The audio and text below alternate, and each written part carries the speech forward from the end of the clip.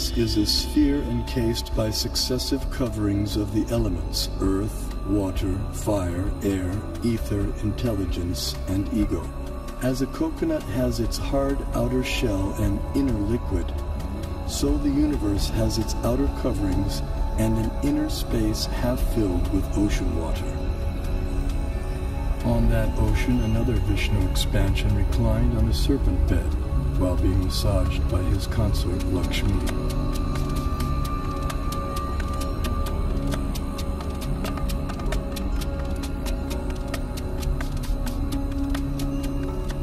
From his navel arose a lotus on which Brahma was born. Initially, the universe was pitch dark and Brahma engaged in meditation. Then he was empowered to create the universe. This account of creation may appear fantastic to some, but modern scientific theories also require fantastic leaps of faith to explain the origin of the universe. Vedic cosmology explains that the universe is made up of 14 vertically arranged planetary systems, or lokas. Each system resembles a galaxy and comprises stars, planets, and other celestial bodies. The topmost planetary system is Satyaloka, the abode of Brahma, which is at a height of 1.87 billion miles above Earth. Below this Satyaloka planetary system is the Tapaloka planetary system, the abode of the ascetics, which is at a height of nearly 1 billion miles above the Earth. Here, the ascetics live in a solitary, serene environment conducive for yoga and meditation on transcendence. Their disciplined life of joyous austerity prepares them for returning back to the non-material world.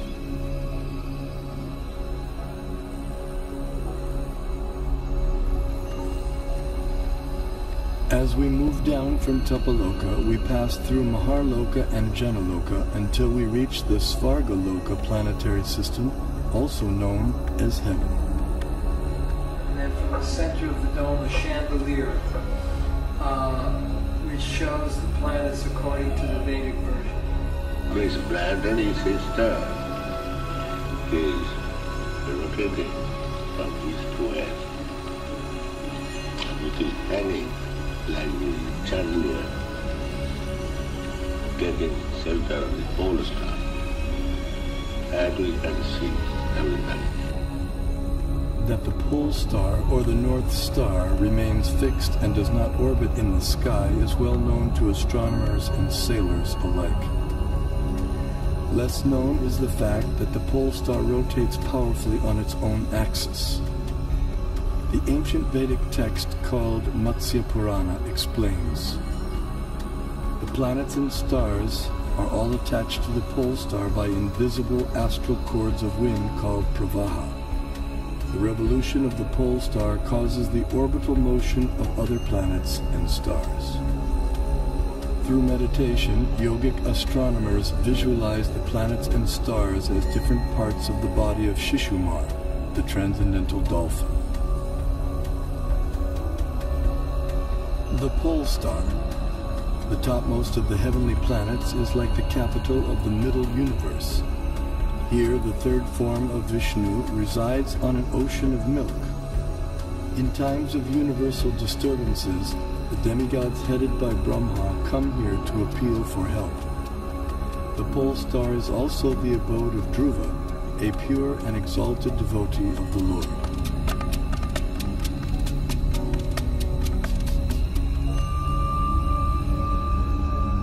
The Vedic geocentric model explains how the sun moves around the pole star, situated vertically above Earth's north pole. As the sun goes around the Earth globe, we experience day and night. The stationary Earth, unlike the pole star, does not revolve on its own axis, though it is slightly tilted toward the pole star. During summer in the northern hemisphere, the North Pole experiences 6 months of daylight. Conversely, during summer in the southern hemisphere, the South Pole experiences 6 months of daylight. These 6-month periods correspond to a day and night for the demigods living in the heavenly planetary system. Vedic cosmology accounts for this phenomena by the vertical motion of the sun, technically called Uttarayana and Dakshinayana. The sun moves upward on an incline for half a year, and then downward for the next half. This motion produces 2 effects on Earth, namely the changing of the seasons and the varying durations of day and night. Ordinary vision sees the sun to be a mere globe of fire. However, celestial vision reveals a personality residing over the sun. His name is Vivasvan, and he rides on a golden chariot pulled by 7 divine horses at a speed of 16,000 miles per second. The chariot has 1 wheel which moves on celestial Manasotara mountain. The horizontal shaft is linked to the axial hub of the universe, Mount Meru, and the diagonal shaft is linked to the pole star. With each circular path, the wheel gradually moves laterally inward for 6 months and then outward for 6 months. Similar to the chariot's vertical motion, this lateral action fine-tunes seasonal changes on Earth. When the orbital motion of the sun is viewed from above, its illumination is seen to extend out to half of the greater Earth plane.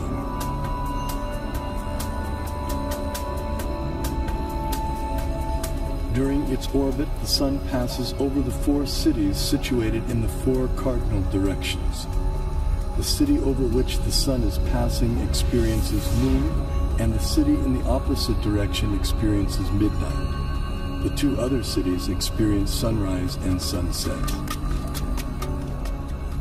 Although Bhumandala literally means the circle or mandala of the Earth, it has little in common with the Earth on which we stand.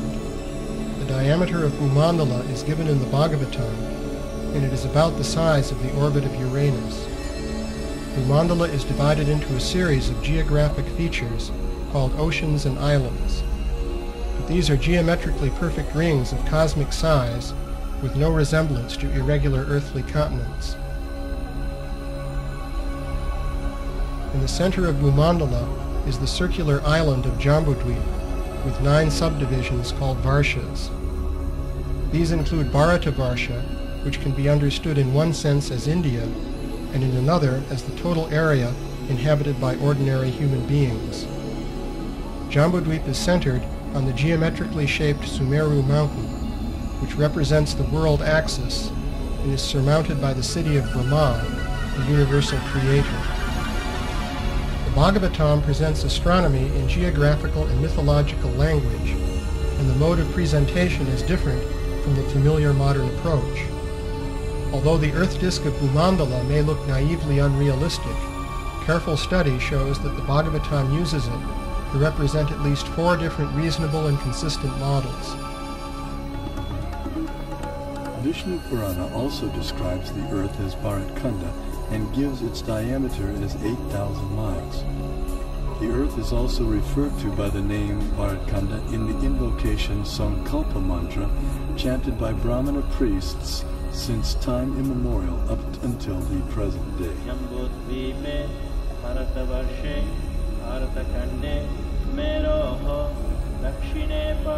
Vedic cosmology gives descriptions of the entire cosmos, including its subtle features. Perception and access to these subtle features, however, requires karmic qualification. Consequently, much of the cosmos described earlier, as well as parts of the cosmography about to be described, are imperceptible and inaccessible to us earthly inhabitants.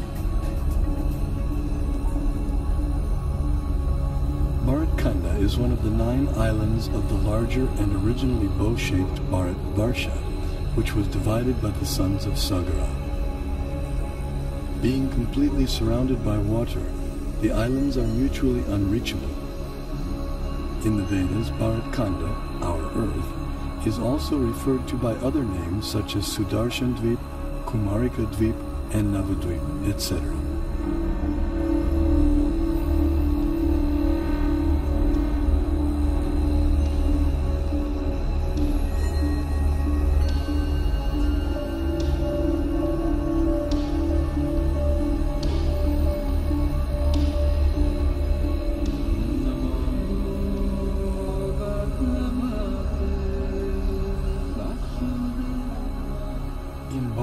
Shesha, the famous mountains known as the Himalayas are tall and immovable.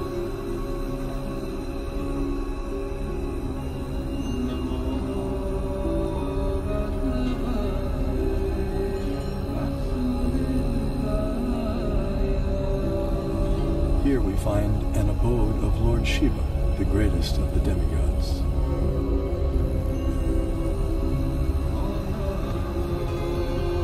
In the center of Jambudvip stands the most extraordinary divine golden mountain called Meru. Meru is shaped like an inverted cone, and it is the sporting place for the demigods. Around Meru are many supporting mountains called Kesari. Jambudvipa is 0.8 million miles in diameter and is surrounded by the saltwater ocean of the same width. On top of Mount Meru is a resort of Brahma called Manavati. The famous celestial river Ganges descends to the center of Manavati and then flows out into 4 directions. Surrounding Manavati in the 8 directions are the resort cities of the chief demigods. One of these cities is Amaravati, the resort of Indra, king of heaven. King Indra lives here in majestic opulence, attended to by musicians, dancers, and reciters. The greater earthly planetary system extends out to the edges of the universe and has a diameter of 4 billion miles. Known as Bhumandala, shaped like a lotus flower, it has 7 concentric islands and oceans with Mount Meru as its pericarp.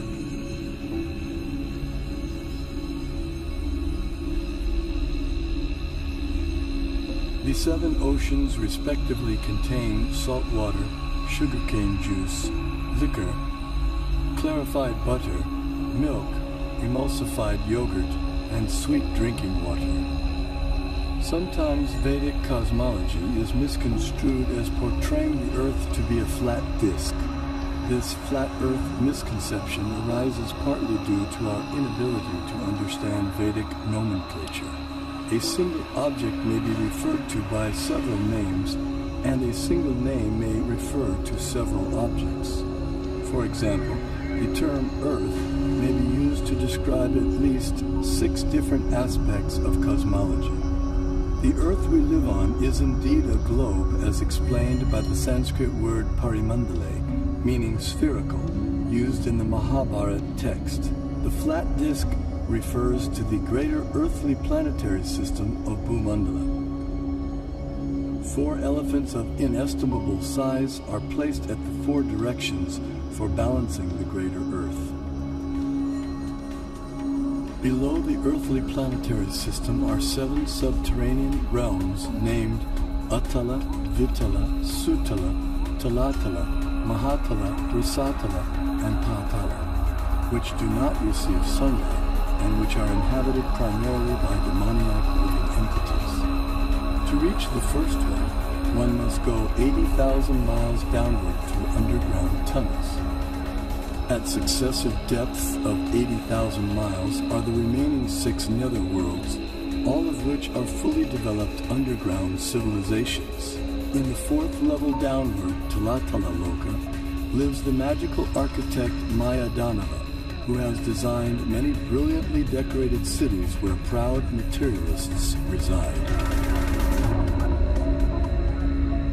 Below the netherworlds are the 28 hellish planetary systems.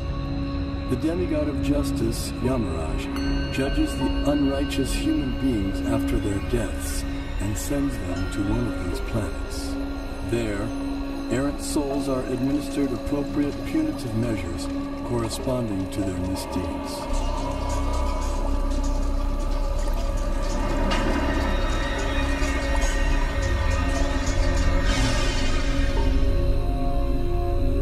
The earthly and subterranean planetary systems rest upon one of the hoods of the gigantic divine serpent, Shesha. Shesha in turn is held up by the colossal transcendental tortoise, Kurma.